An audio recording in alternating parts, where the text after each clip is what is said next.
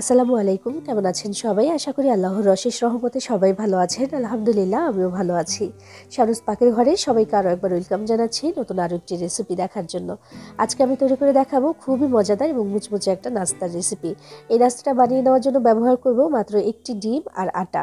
অসাধারণ এই নাস্তাটা তৈরি করার জন্য খুব বেশি উপকরণের প্রয়োজন হবে না, আর ঝটপট করে তৈরিও করে নেওয়া যায়। আর এটা কিন্তু দেখতে পুলি পিঠার মতো মনে হলেও খেতে ঝাল, তাই ঝাল পুলিও বলতে পারি। আর এটা খেতে অনেকটাই সিঙ্গারার মতো লাগবে, উপরে যে আবরণটা সেটাও সিঙ্গারার মতো লাগবে, আর ভেতরের পুরটাও একদম ঝামেলাবিহীন। এই নাস্তাটা আমি কি করে আজকে তৈরি করেছি সেটাই দেখে নেওয়া যাক। আর আপনি আমার ভিডিওতে একটা লাইক করে চ্যানেলটি সাবস্ক্রাইব করে পাশেই থাকবেন আশা করছি। নাস্তাটা আমি আজকে আটা দিয়ে তৈরি করে দেখাবো, তবে চাইলে এটা ময়দা দিয়েও করতে পারেন। বিসমিল্লাহির রহমানির রহিম। প্রথমে একটা মিক্সিং বোলে নিয়ে নিচ্ছি আটা। 1.5 কাপ পরিমাণে আটা নিচ্ছি। এর সাথে নিচ্ছি কালো জিরা আধা চা চামচ পরিমাণে। এটা চাইলে দিতেও পারেন, আবার কিন্তু স্কিপ করেও দিতে পারেন। এরপর লবণ দিব আমি আধা চা চামচ পরিমাণে, আর 1 চা চামচ দিচ্ছি চিনি। সাথে দিয়ে দেবো রান্নার তেল বা সয়াবিন তেল 2 টেবিল চামচ পরিমাণে। দিয়ে এবার সবকিছু খুব ভালো করে হাতের সাহায্যে মাখিয়ে নিতে হবে বা মিশিয়ে নিতে হবে। তেলটা যত ভালো করে এই আটার সাথে মিশে যাবে, নাস্তাটা ততই বেশি খাস্তা হবে। একটা পর্যায়ে দেখবেন মুঠ করলে মুঠ হয়ে যাচ্ছে, ছেড়ে দিলে আবার ঝরঝর করে পড়েও যাচ্ছে। তখন বুঝতে হবে যেটা ভালো করে ময়াম করা হয়েছে। এবার অল্প অল্প করে নর্মাল পানি দিয়ে একটা খামির তৈরি করব, তবে এই খামিরটা কিন্তু একদম নরম তুলতুলে করে মাখাবো না, একটু শক্ত শক্ত করে, আবার খুব বেশি শক্ত না, ওই যে আমরা যেমন রুটি বানাই তার থেকে একটু শক্ত। এজন্যই বেশি যেন হয়ে না যায় পানি, সেজন্য অল্প অল্প করে পানি দিয়ে আমি এখানে একটা খামির তৈরি করে নিয়েছি। মাখানোর ধরন দেখে হয়তো বা বুঝতে পারছেন যে এটা একেবারে নরম তুলতুলে করে আমি মাখাইনি, তার থেকে সামান্য একটু শক্ত। এটা কিন্তু পরে আরেকটু তুলতুলে হয়ে যাবে, কারণ তেল মাখিয়ে রেখে দিতে হবে কিছুক্ষণ। তো এই তেলটা মাখিয়ে একটু রেখে দিলে কিন্তু একটু সফট হবে। তো সেই হিসেব করেই কিন্তু খুব বেশি নরম করে আমি মাখাইনি, কারণ অনেক বেশি সফটের প্রয়োজন নেই আমার। ঢাকনা দিয়ে ঢেকে আমি মিনিট 10 জন্য রেখে দিচ্ছি একটা পাশে। এই ফাঁকে পুরটা বানিয়ে নেব। বিসমিল্লাহির রহমানির রহিম। চুলে একটা প্যান বসিয়ে তার মধ্যে আমি 1 চা চামচ তেল দিয়ে দিলাম প্রথমে। এরপর আমি এখানে দিচ্ছি 2 টেবিল চামচ পরিমাণে পেঁয়াজ কুচি, আর কাঁচামরিচ দিয়ে দিচ্ছি আমি। যার যার পছন্দ অনুযায়ী দিয়ে দিতে পারেন, ঝাল যেমন খান। তো আমি এখানে দিলাম প্রায় একটা থেকে একটু বেশি হবে কাঁচামরিচ কুচি দিয়ে দিলাম, মানে একটা থেকে একটু বেশি হবে। তো দিয়ে এবার নাড়াচাড়া করে আমি এটাকে ভেজে নেব, একটু লাল লাল করে এই পেঁয়াজ আর মরিচটাকে ভেজে নিচ্ছি। যখন এমন লালচে হয়ে আসবে তখন আমি একটা পাশে করে নিচ্ছি পেঁয়াজটা। এখানে আবার আরও 1 চামচ তেল দিয়ে দিচ্ছি। 1 চা চামচ তেল দিলাম, দিয়ে এবার এখানে দিয়ে দিচ্ছি একটা ডিম। ডিমটা ফাটিয়ে দিলাম, দিয়ে এবার তাড়াতাড়ি করে ভেঙে চুরে এটাকে ভেজে নিতে হবে বা স্ক্রাম্বল করে নিতে হবে। একটা ডিম দিয়ে হয়ে যাবে। ডিমটা যখন এমন ঝুরা ঝুরা করে ভাজা হয়ে যাবে তখন পেঁয়াজের সাথে একসাথে মিশিয়ে আরও একটু নাড়াচাড়া করে নিচ্ছি। সুন্দর করে একটু ভেজে নিলে একটা সুন্দর ঘ্রাণ হবে, খেতেও ভালো লাগবে। তো এবার আমি এখানে দিয়ে দিচ্ছি একটু মশলা, খুবই সামান্য পরিমাণে মশলা দেবো এখানে। আমি এখানে আধা চা চামচ দিয়েছি ধনিয়া গুঁড়া, আধা চামচ জিরার গুঁড়া দিয়ে দিলাম, এখানে আধা চা চামচ লাল মরিচের গুঁড়া আর স্বাদ মতো লবণ। এবার এই কাঁচা মশলার গন্ধটা যেন দূর হয়ে যায় সেজন্য সামান্য একটু পানিও দিয়ে দিলাম। দিয়ে এবার নাড়াচাড়া করে একটু মিশিয়ে নিচ্ছি। একটু পানি দিয়ে এভাবে একটু না করলে যেটা হয় যে গুঁড়া মশলাটা, যদিও আমি সামান্য পরিমাণে দিয়েছি মশলা, তবুও কিন্তু গুঁড়া মশলার একটা গন্ধ থেকে যাবে, তাই একটু পানি দিয়ে নাড়াচাড়া করে নিলাম। পানিটা যখন এমন শুকিয়ে আসবে তখন এখানে দিয়ে দিচ্ছি সেদ্ধ করে রাখা আলু। আমি এখানে মিডিয়াম সাইজের একটা আলু আগে থেকে সেদ্ধ করে খোসা ছাড়িয়ে ম্যাশ করে রেখেছিলাম, সেটা এখন এখানে দিয়ে দিলাম। এই মশলাটার সাথে একটু নাড়াচাড়া করে সুন্দর করে মিশিয়ে নিচ্ছি। 1.5 থেকে 2 মিনিট সময় নিয়ে একটু নাড়াচাড়া করে মিশিয়ে নিলেই হবে। সুন্দর একটু ভাজা ভাজা হয়ে আসলে এখানে একটু ধনিয়া পাতা কুচি দিয়ে তারপর নামিয়ে নিতে হবে। তো আমি একটু ধনিয়া পাতা কুচি এখানে দিয়ে দিচ্ছি। বিলেতি ধনিয়া পাতাটা ছিল আমার কাছে, সেটাই কুচি করে দিয়ে দিলাম। এবার একটু নেড়েচেড়ে মিশিয়ে এটাকে চুলা থেকে নামিয়ে ঠান্ডা হতে দিতে হবে। আমাদের এই ডিম আলুর পুরটা কিন্তু রেডি হয়ে গেছে, নামিয়ে নিচ্ছি। এদিকে প্রায় 10 মিনিটের মতো রেখে দিয়েছিলাম আমাদের এই আটার যে খামিরটা, সেটা আগের তুলনায় একটু নরম কিন্তু হয়ে এসেছে। এবার আরও একবার একটু খামিরটাকে আমি একটু ময়াম করে নিচ্ছি। ময়াম করে নেওয়ার পরে আমি এখানে একটাই লেচি করছি, মানে বেলার সুবিধার্থে চাইলে দুইটাও করে নিতে পারেন, তো আমি একটাই করছি। মোটা করে একটা মানে রুটি বেলে নিতে হবে বড় সাইজের। তো একটাই নিয়ে নিলাম আমি, নিয়ে কিছুটা পরিমাণে আটা আমি বোর্ডের উপরে এইভাবে করে ছড়িয়ে দিচ্ছি।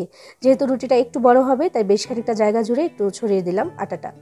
দিয়ে এবার একটা রুটি বেলে নিচ্ছি। রুটিটা কিন্তু অনেক বেশি পাতলা হবে না, নর্মাল যে রুটি বেলি না তার থেকে একটু মোটা হবে, খুব বেশি না, একটু মোটা। তবে এটা পাতলা করা যাবে না, একটু মোটা রাখলে সুন্দর হয় নাস্তাটা। যে যেমন এমন হয়েছে দেখুন। সিঙ্গারা যে খাই না আমরা, সিঙ্গারার যে আবরণটা থাকে সেটা কিন্তু খুব বেশি পাতলা থাকে না, একটু মোটা থাকে। তো সেরকম করে আমিও করে নিচ্ছি। এবার এমন একটা কুকি কাটার নিয়ে যে ডিজাইনের যে পাশটা ওই পাশটা দিয়ে আমি এখন কেটে নেব। চাইলে এই যে মানে সমান যে পাশটা ওটা দিয়েও কিন্তু কেটে নেওয়া যেতে পারে। যদি এমন কুকি কাটার ঘরে না থাকে তাহলে যে কোনো ছোট বাটি অথবা বয়ামের ঢাকনাগুলো কিন্তু একটু বড় থাকে, তো সেই বয়ামের ঢাকনা দিয়েও কিন্তু কেটে নিতে পারেন। মোট কথা এমন গোল একটা কিছু হলেই হবে যেটা দিয়ে আপনি কেটে নিতে পারেন। তো আমি কুকি কাটারটা দিয়ে এই ডিজাইনের অংশটা দিয়ে কাটলাম, দেখতে অবশ্যই একটু সুন্দর লাগবে। তো এই যে বাড়তি অংশগুলো সেগুলো আমি একটা পাশে সরিয়ে রাখছি। এগুলো কিন্তু আরও একবার রুটি বেলে তারপর আমি নাস্তাটাই তৈরি করে নিতে পারবো। তো এখন যেগুলো হলো ছোট ছোট রুটি, দেখুন একটু মোটা মোটা কিন্তু হয়েছে। এগুলো দিয়ে আমি এখন নাস্তাটা তৈরি করব। আর যে পুরটা আমি বানিয়ে রেখেছিলাম না, ওটা কিন্তু একটু ঠান্ডা হয়ে এসেছে, নিয়ে নিলাম সেটা। এবার আমি নাস্তাটা তৈরি করে দেখাচ্ছি। এই যে ছোট্ট একটা রুটি আমি নিলাম প্রথমে, নিয়ে সামান্য একটু পরিমাণে দিয়ে দিলাম এখানে পুর। যেহেতু রুটিটা ছোট, অনেক বেশি পুর দিলে কিন্তু এটা মাথাটা আটকানো যাবে না। তো এবার একটু পানি লাগিয়ে দিচ্ছি এটার চারপাশে। এই পানিটা কিন্তু আঠার কাজ করবে। এবার তেমন কিছুই না, পুলি পিঠার মতো শুধু একটু ভাঁজ দিয়ে এভাবে করে চেপে চেপে আটকে দিতে হবে। পানিটা অবশ্যই দিতে হবে, নইলে কিন্তু আটকে থাকবে না। দেখতে পাচ্ছেন এভাবে করে চেপে চেপে আটকে দিচ্ছে, দেখতেও সুন্দর লাগছে, ডিজাইনটার জন্য কিন্তু অনেক বেশি ভালো লাগছে। যেহেতু একেবারে সুন্দর একটা ফুলের মতো ডিজাইন হয় চারপাশে, সেজন্য দেখতেও কিন্তু ভালো লাগছে। আর আরও একটা নাস্তা আমি বানিয়ে দেখিয়ে দিচ্ছি। আর এইভাবেই কিন্তু সবগুলো নাস্তা এখন আমি তৈরি করে নেব। কাজটা একেবারেই সহজ, তবে দেখতে আকর্ষণীয় লাগে আর খুবই সুন্দর লাগে। এটাকে চাইলে ঝালপুলিও কিন্তু বলতে পারি, আবার সিঙ্গারা পুলিও বলতে পারি, এটাকে যা ইচ্ছা বলতে পারি। ভীষণ সুন্দর দেখতে আর অনেক বেশি কিউট, যেহেতু একেবারে ছোট ছোট। একইভাবে সবগুলো নাস্তা আমি রেডি করে নিয়েছি। মাত্র 1.5 কাপ আটা দিয়ে কিন্তু মাশাআল্লাহ অনেকগুলো নাস্তা হয়েছে। এবার এগুলোকে ভাজার জন্য চলে যাব আমি, আর সেজন্য চুলায় কিন্তু আগে থেকেই তেল গরম হতে দিয়ে দিয়েছিলাম।